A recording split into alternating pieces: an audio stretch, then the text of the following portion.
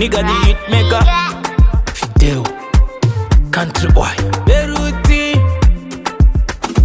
anga atoudza mama kuti Ndawana atoadza nezita kuti anonzita wanda ngatoona future nemereji yaplana nemazita evana kuitira mangwana tiri kumurwadza imbeo yakasimwa akatemba moyo ndokubva unyimwa ana kanopuwa mukana wekunyumwa zvinodzimba moyo mwana zvezvi akatsamwa izvezvi ngori misodzi chechete munjolo wamutambisa chitekete vabereki vatitipe mwana tichengete iya kuti ndoipisa ikwete kwete izvezvi ngori misodzi chechete munjolo wamutambisa chitekete vabereki vatitipe mwana tichengete iya kuti ndoipisa ikwete kwete akaziwa itwa yengova apa aigara achinzika muklosa moyo nerudo zvanga zvatoenda josa moyo wakazoraiwa newakachuza yemino akaziwa itwa yengova apa aigara achinzika muklosa moyo nerudo zvanga zvatoenda josa moyo wakazoraiwa newakachuza yemino zvainakidza vachingonzi vari kudanana chakafukidza dzimba matenga vairovana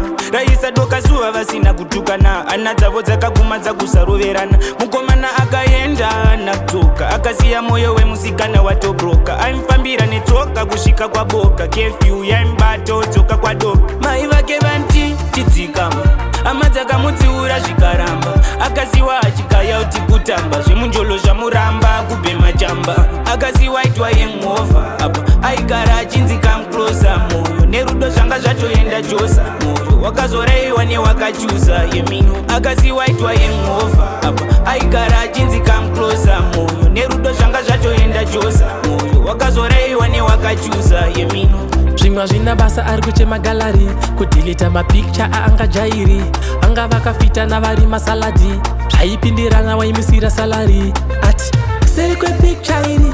iko kukuseri kwefyuta iri kune sikupeni moyo wakabayiwa asingagairi nasi wakafona izvezvi ngori misodzi chechete munjolo wamutambisa chitekete vabereki vatitipe mwana tichengete iya kuti ndoipisa ikwete kwete izvezvi ngori misodzi chechete munjolo wamutambisa chitekete vabereki vatitipe mwana tichengete iya kuti ndoipisa ikwete kwete akasiwa itwa yengova apa aigara achinzika muklosa moyo nerudo zvanga zvatoenda josa moyo wakazoraiwa newakachuza yemino akasiwa itwa yengova apa aigara achinzika muklosa moyo nerudo zvanga zvatoenda josa moyo wakazoraiwa newakachuza yemino